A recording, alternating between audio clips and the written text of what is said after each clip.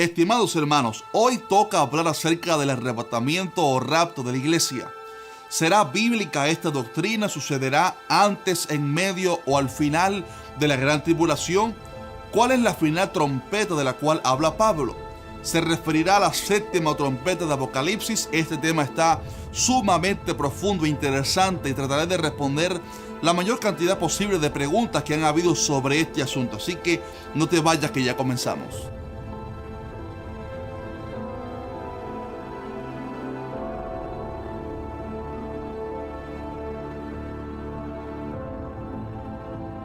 Querido amigo, si a usted le gustan los temas de Apocalipsis y en general el estudio de la palabra de Dios, entonces estoy convencido de que este canal será de mucha bendición para ti. Aquí aprenderás muchísimo, así que quiero sugerirte que te suscribas al canal y actives la campana de notificaciones para que no te pierdas nuestros próximos videos sobre estos temas escatológicos tan interesantes. Las Escrituras nos hablan sobre un arrebatamiento en el cual vamos a ser transformados. Así dice literalmente: porque el Señor mismo, con voz de mando, con voz de arcángel y con trompeta de Dios, descenderá del cielo, y los muertos en Cristo resucitarán primero. Luego nosotros, los que vivimos, los que hayamos quedado, seremos arrebatados juntamente con ellos en las nubes para recibir al Señor en el aire, y así estaremos siempre con el Señor. Como usted puede ver, aquí se nos habla sobre un arrebatamiento en el cual vamos a ser transformados y recibiremos cuerpos glorificados. También en 1 Corintios 15 dice que no todos dormiremos, pero todos seremos transformados en un momento, en un abrir y cerrar de ojos a la final trompeta, porque se tocará la trompeta y los muertos serán resucitados incorruptibles y nosotros seremos transformados. Así que el arrebatamiento sí es una doctrina bíblica. La pregunta o dilema está en saber cuándo será ese evento en relación a los 7 años de tribulación. ¿Será antes, en medio o al final de la gran tribulación? Este tema es fundamental porque de él depende mucho de lo que creemos sobre el fin. Es por esto que quizás en este video digamos que sea un poco más largo de lo usual, porque es un tema muy profundo, pero quiero pedirle que por favor se quede hasta el final para que pueda comprender todo el tema, y después que haya visto todo el video, entonces comente abajo su respetable opinión, pero no sin antes escuchar todos mis argumentos, por favor. Le aseguro que si mira el video completo aprenderá muchísimo. Y bien, este tema del rapto o arrebatamiento es súper interesante y hay opiniones divididas al respecto. En sí hay 3 posturas distintas con respecto al tema. Primero están los que creen que será al final de los 7 años que seremos levantados para ver al Señor en las nubes. Seremos transformados y luego veremos a la tierra para reinar visible y literalmente con Cristo por 1000 años. Luego están los que piensan que seremos levantados a mitad de la gran tribulación para ser guardados de la mitad más feroz del juicio y así estar en el cielo por 3 años y medio. Y luego están los que creemos que el rapto será antes de los 7 años de tribulación, de manera que mientras en la tierra habrá 7 años de gran tribulación con el anticristo como gobernante, la iglesia estará en el cielo simultáneamente celebrando las bodas del Cordero, y será entonces al final de los 7 años que regresaremos con Cristo para reinar en su reino milenial. Es verdad que las 3 posturas pudieran tener versículos que parecieran apoyar cada una, pero creemos que hay mucha más evidencia bíblica para creer que el rapto será antes de la tribulación. Por esto veremos algunos argumentos bíblicos y estudiaremos los otros pasajes que aparentemente parecieran apoyar los otros puntos de vista para ver si se alinean a la verdad completa de la palabra de Dios. Ahora bien, permítame aclarar algo fundamental antes de entrar en aguas profundas. Algunos argumentan que la palabra rapto no está en la Biblia. Y quiero decirle que tienen razón, pero no es incorrecto usarla. En realidad, otras palabras o términos que usamos diariamente en las iglesias como Trinidad, reino milenial o hasta la palabra Biblia no existen en las Escrituras. Pero son términos teológicos que usamos para referirnos a verdades que la Biblia sí enseña. La palabra usada originalmente en 1 de Tesalonicenses 4:17 es arpazo, que significa en griego ser arrebatado o raptado. De hecho, si usted busca la definición de esta palabra, encontrará que uno de los sinónimos en su definición es raptar.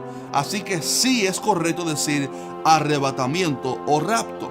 En efecto, Un experto en el griego explicó que la mejor ilustración para comprender esta palabra en griego es la de un niño que está jugando en la calle y va a ser atropellado por un carro, pero alguien lo ala con urgencia y lo salva del desastre.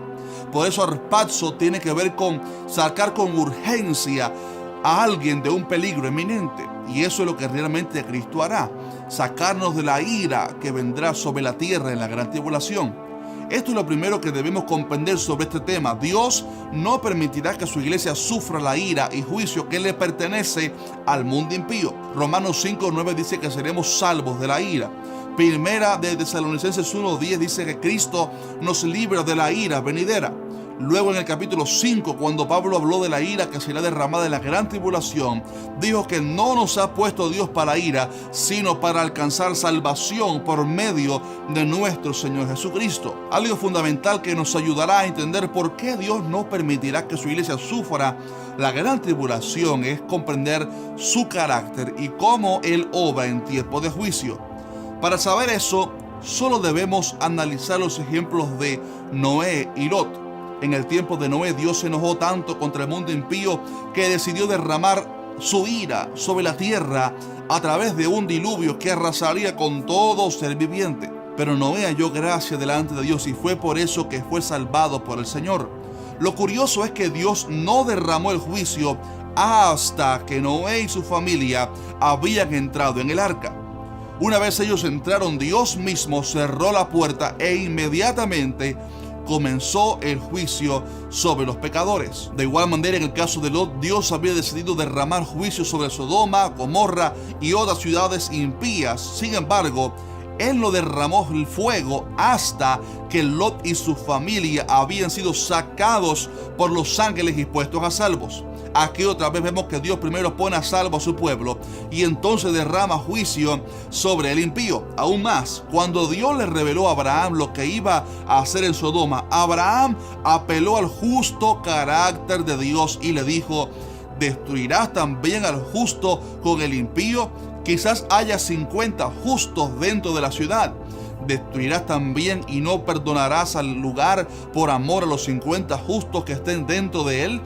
Lejos de ti el hacer tal, que hagas morir al justo con el impío, y que sea el justo tratado como el impío. Nunca tal hagas. ¿El juez de toda la tierra no ha de hacer lo que es justo? Hermanos amados, Abraham conocía el carácter de Dios y que Él no castiga al justo juntamente con el impío.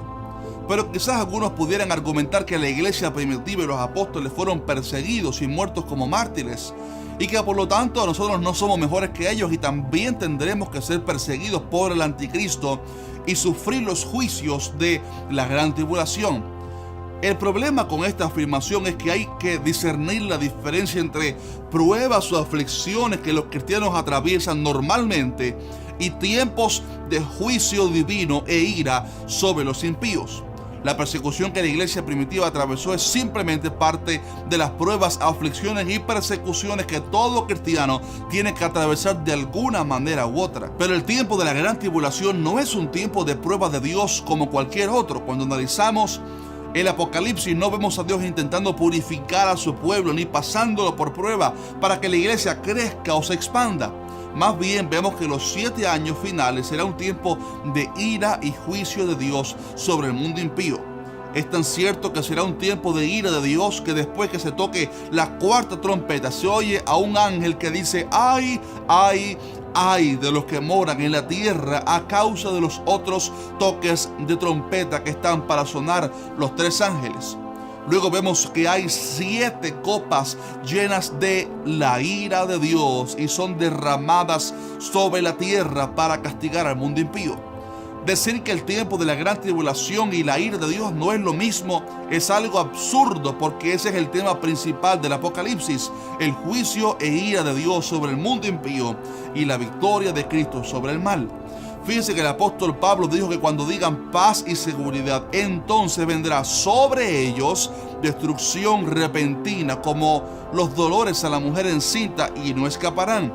Fíjese que dice que vendrá destrucción sobre ellos, los impíos, no sobre nosotros. Como usted puede ver con estos ejemplos, Dios hace diferencia entre el justo y el impío. Por lo tanto, No tiene ningún sentido que el pueblo puro y santo que sea guardado para Dios tenga que ser perseguido por el anticristo en un tiempo de ira y juicio de Dios.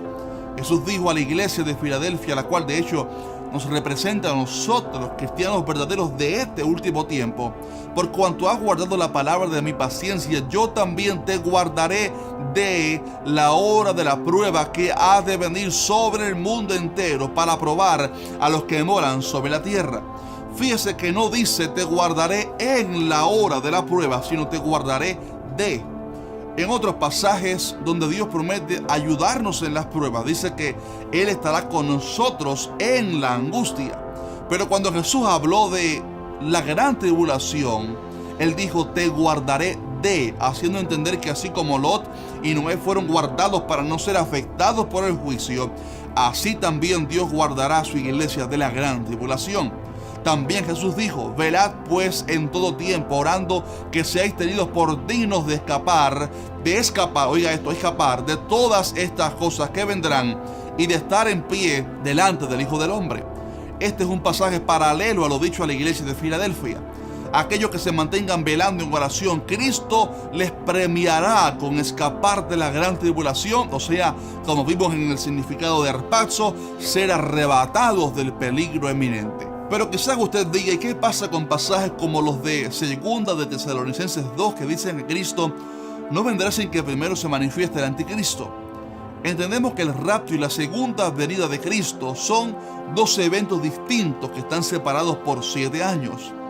El arrebatamiento es secreto y muy rápido. La segunda venida de Cristo es visible y todo ojo le verá. Ese pasaje de Tesalonicenses se refiere a su segunda venida visible, en lo cual será 7 años después del rapto.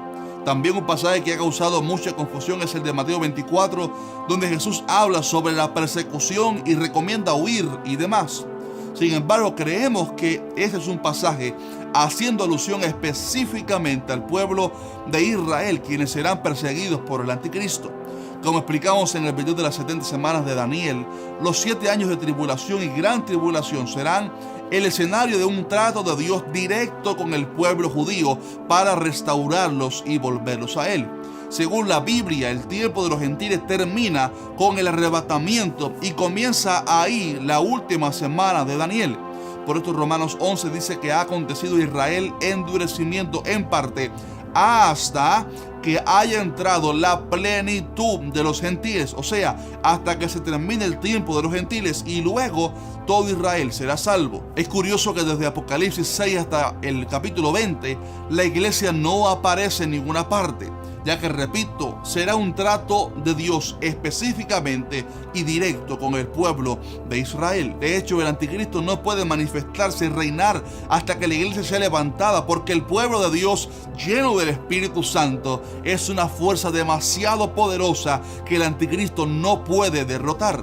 Dice la Biblia: y ahora vosotros sabéis lo que lo detiene, a fin de que a su debido tiempo se manifieste, porque ya está en acción el misterio de la iniquidad, solo que hay quien al presente lo detiene hasta que él a su vez sea quitado de en medio, y entonces se manifestará aquel inicuo.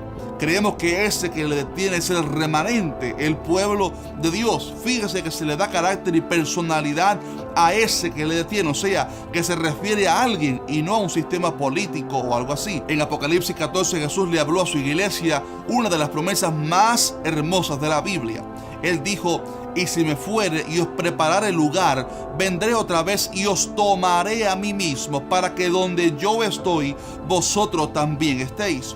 Fíjese que aquí todavía no nos habla de venir a la tierra para reinar por 1000 años, sino que Cristo habla de venir a tomarnos para subir a donde Él está. Los que enseñan que la iglesia tiene que pasar por la gran tribulación quieren que subiremos a las nubes para luego regresar a la tierra para reinar por 1000 años. De hecho, según su teología, nosotros nunca visitaremos el cielo. Pero este pasaje nos muestra lo contrario, que Cristo nos vendrá a buscar para habitar las mansiones que Él nos está preparando. ¿Sabe dónde? En el cielo. Permítame ahora responder a una de las dudas más grandes que muchos tienen, y es el tema de la final trompeta. Algunos dicen que el rapto será al final de los 7 años de la tribulación, porque Pablo dijo que seremos arrebatados a la final trompeta y que por lo tanto eso se refiere a la última de las 7 trompetas que se tocarán en Apocalipsis. Pero quiero decirles que la final trompeta de la que habló Pablo y la 7ª trompeta que toca el ángel en Apocalipsis 11 no tienen nada que ver la una con la otra.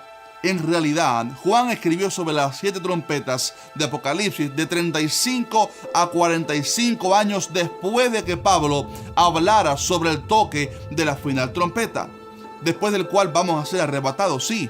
De hecho, cuando Pablo habló sobre la final trompeta, ninguno de los hermanos judíos de Corinto o Tesalónica le respondieron en carta para preguntarle qué significaba esa trompeta final, ya que ellos eran judíos y sabían lo que significaba. Aquí viene la respuesta. Creemos que la final trompeta se refiere a la fiesta de las trompetas que los judíos celebraban, ya que esa era una de las 7 fiestas principales. La historia dice que en esta fiesta se tocaban varios sonidos de shofar, cada uno de ellos con sus nombres en hebreo, precioso. Y al final había un toque de trompeta llamado Tequía Gedolá, que era un sonido final que se extendía lo más posible e iba aumentando de volumen hasta que el ministro no podía mantener más aire en sus pulmones. A este toque de trompeta se le conocía en Israel como, ¿sabe cómo? La última trompeta o la final trompeta.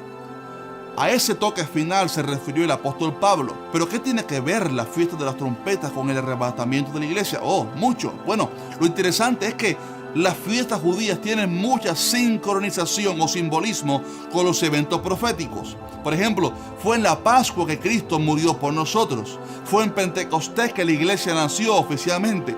Y así cada una de las fiestas simboliza distintos momentos gloriosos de la iglesia y del pueblo judío. Aún más, la última fiesta que estamos esperando proféticamente es la de los tabernáculos, que representa el reino milenial de Cristo aquí en la tierra. Pero lo curioso es que antes de esa fiesta de tabernáculos está la de trompetas. Esos toques de shofar simbolizan los avisos que Dios ha estado dando a su pueblo. Creemos que Dios ha dado avisos tremendos sobre su regreso e irán en aumento, aumentando estas señales, como estamos viendo en esta crisis actual. Estamos viendo cosas que nunca antes habíamos visto. Por esto Pablo habló de que seremos arrebatados a la final trompeta. Luego, entonces volveremos 7 años después a la tierra para reinar con Cristo por 1000 años, evento representado por la fiesta de los tabernáculos.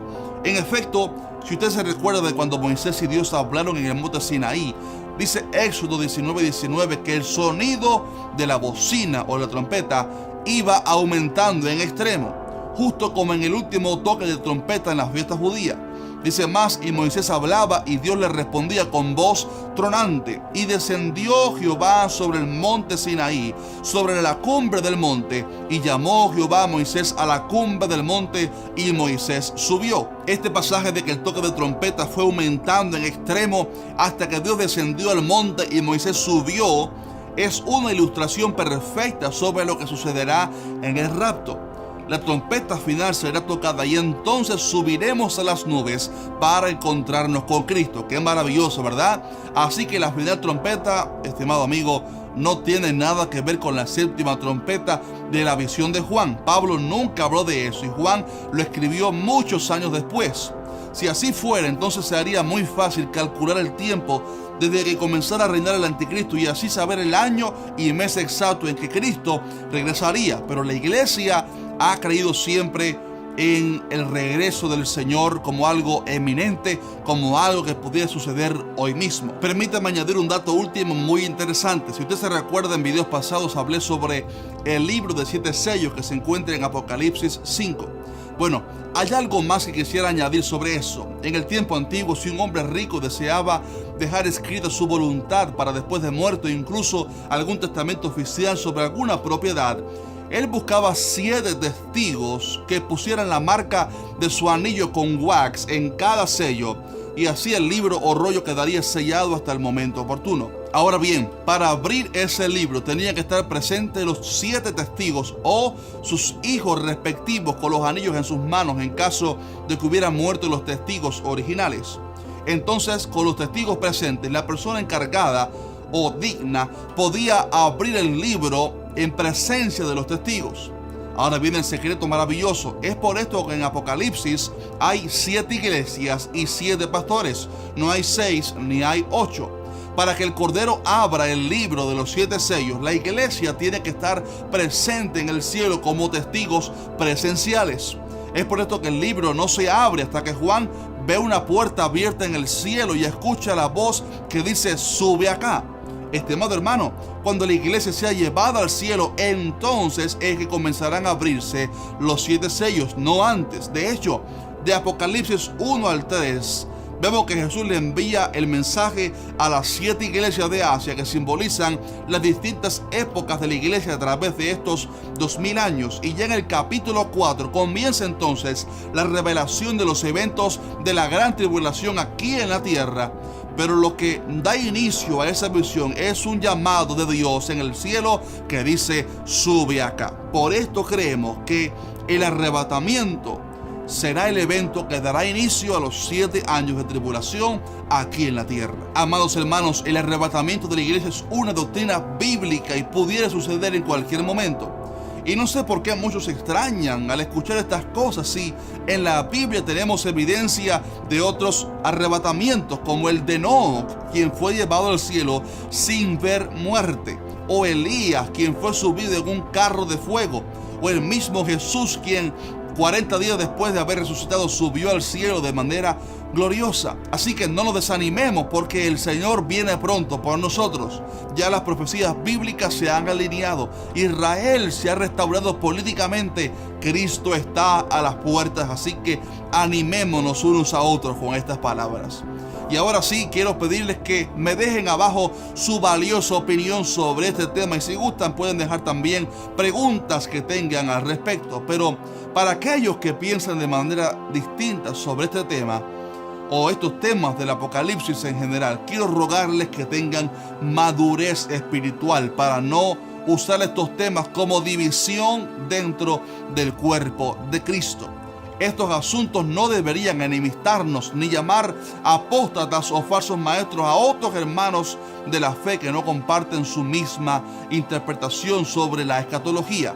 No estamos discutiendo el poder de la sangre de Jesús, ni estamos hablando sobre la salvación, sobre cómo ser salvos. Estamos hablando sobre el evento del fin. Así que más bien debemos escudriñar más las escrituras, pedirle a Dios revelación y, lo más importante, permanecer firmes para estar listos para que en cualquier momento que Cristo venga por nosotros podamos irnos con Él. Y como dijo un buen amigo mío, el que no esté dispuesto a padecer por Cristo tampoco está listo para irse en el rapto, y el que no esté viviendo en santidad para irse en el rapto tampoco tendrá valor para dar la vida por Cristo. Así que en esto se resume este video: que vivamos para Él, vivamos para Cristo, vivamos para Él, y Él se encargará de nosotros. Sin más, un fuerte abrazo. Nos vemos en el siguiente video. Compártelo con otros, por favor. Maranata, Cristo viene pronto.